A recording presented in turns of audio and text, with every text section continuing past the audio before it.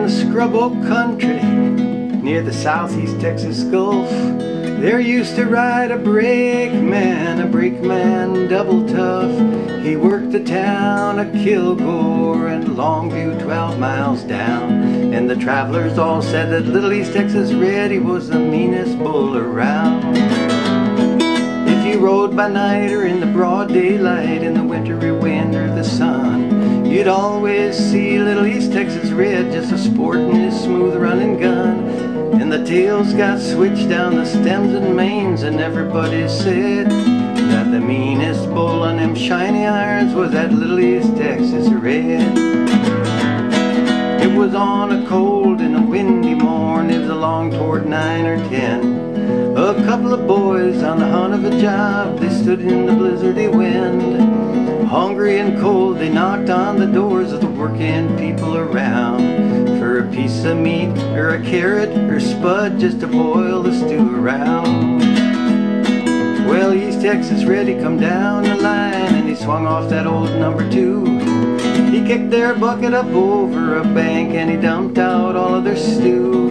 And the travelers said, Little East Texas Red, you better get your business straight, 'cause you're gonna ride your little black train just 1 year from today.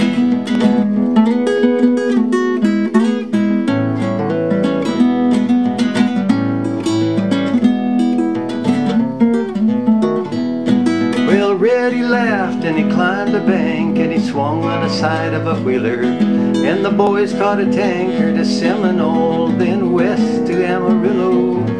They caught them a job of oil field work and followed a pipeline down.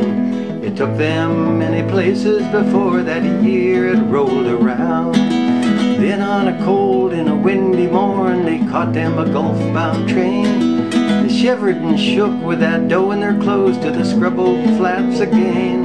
With their warm suits of clothes and their overcoats, they walked into a store. They paid that man for some meat and stuff just to boil the stew once more.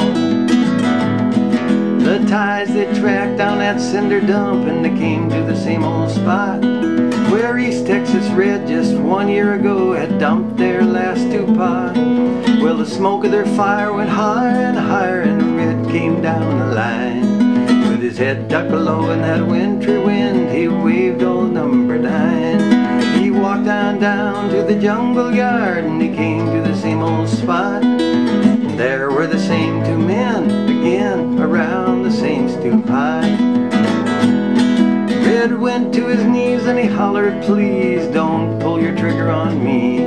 I did not get my business straight, but he did not get his say. A gun wheeled out of an overcoat and it played that old one too. And Red was dead when the other 2 men sat down to eat their stew.